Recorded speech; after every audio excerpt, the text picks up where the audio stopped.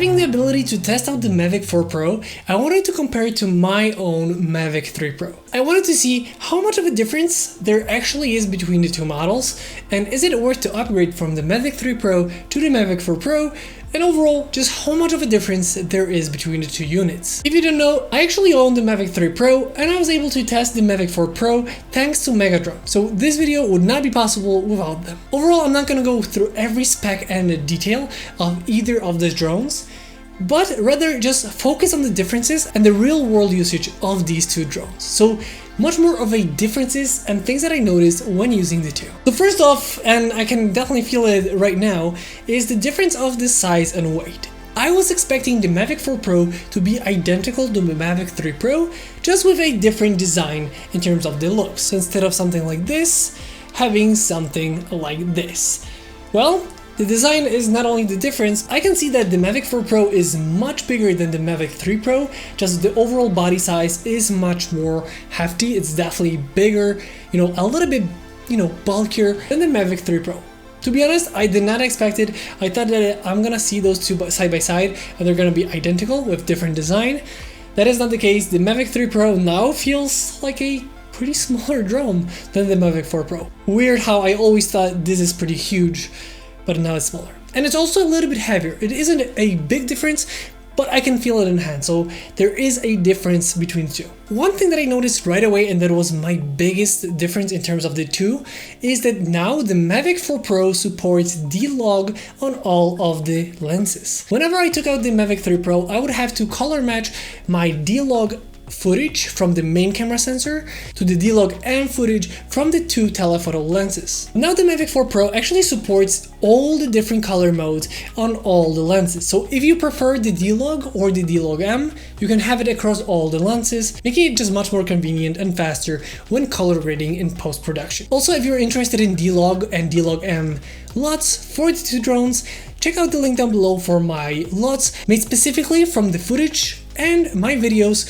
from the Mavic 3 Pro throughout the years. So there is a little bit of a difference in terms of just the colors, and that is just much more convenient because now you no longer have to actually color grade the main camera sensor differently than the two telephotos. Now you can actually color grade it and have the same color space, same color profiles on all three of the lenses. It makes it much more convenient in the long term when editing. If you're enjoying the music in this video or in any other of my work, check out the links down below for copyright-free music for your channels and your filmmaking creations. One thing that I kind of missed on the Mavic 3 Pro that I really loved on my Mini 3 Pro, and why I kind of use them interchangeably, is that there is no true vertical on the Mavic 3 Pro. The way the sensors are, the way the camera is, this is how it's gonna stay on for the duration of the flight, where on the Mavic 4 Pro there is now an infinite gimbal. And what this really means is that the gimbal can not only move up and down, but can also move to the vertical or even just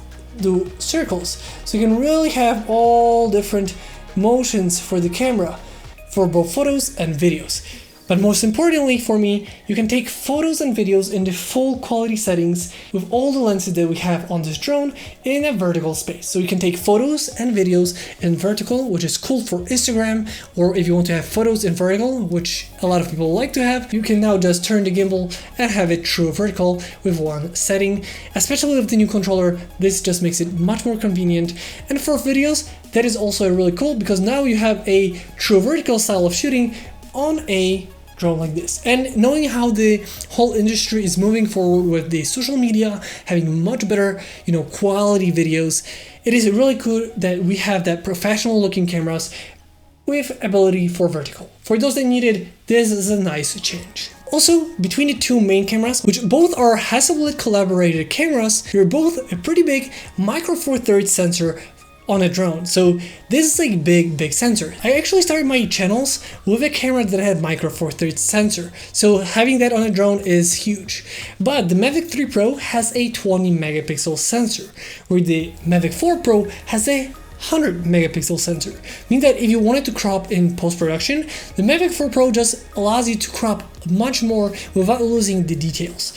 So if you really want to crop in post-production, the Mavic 4 Pro definitely has an edge over the Mavic 3 Pro. The same thing can be said about the telephoto lens. So the biggest zoom on both of these, the 166mm equivalent, well, it used to have a 12 megapixel sensor.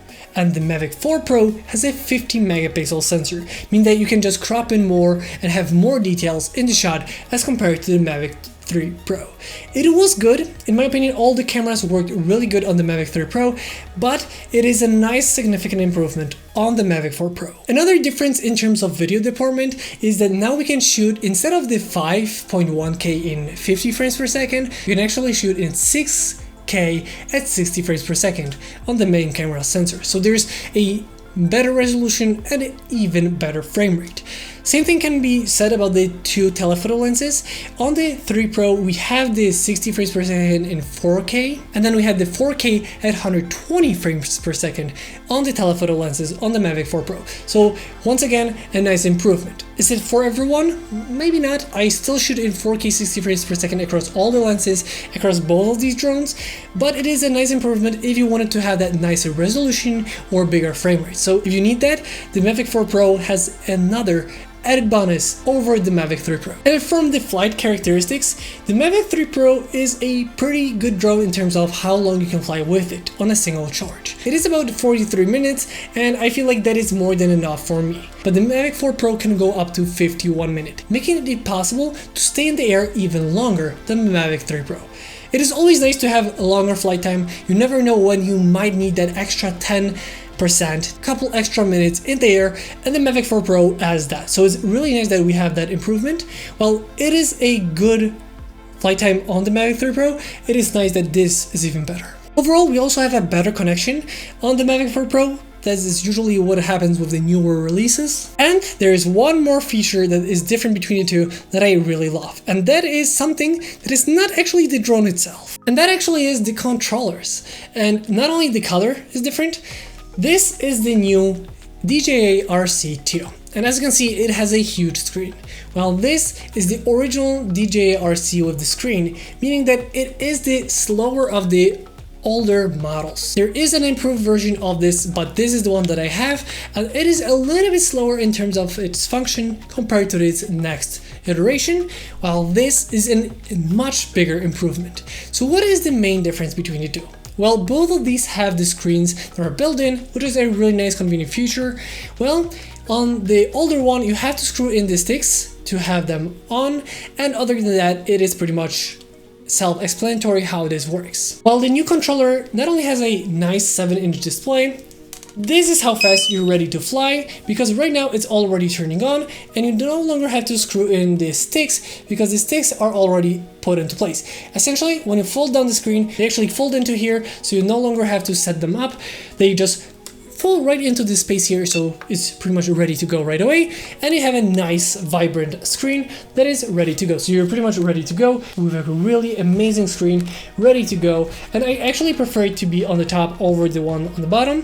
Thanks to this, it's just more convenient, just better, because you're pretty much holding this as it should be and then focusing on the screen. You can actually tilt it a little bit to the top, bottom, depending on how you want to have it. Then we have the two on the back, the two antennas for improved signal. That's how fast you pretty much do it. Opening the screen opens up the controller, turns it on, so you don't really have to play around with that. So like, it's pretty much opening the screen and is already on. So that is how quick you can set it up and start flying. Same thing with the drone, opening up the different legs of it, turns it on, meaning that it's pretty much just ready to go right away. So this setup is really quick to start flying, and the screen is amazing. Not only that, because of the true vertical that the Mavic 4 Pro has, there is one more key difference. Well, if you wanted to shoot on the Mavic 3 Pro in the vertical mode, or even the different drones that have vertical, like a true vertical style, which is like a Mini 3 Pro or Mini 4 Pro, you would see just on the middle of the screen, like two black sides, two black bars, and then the middle would be the screen that you see. Well, this is no longer the case.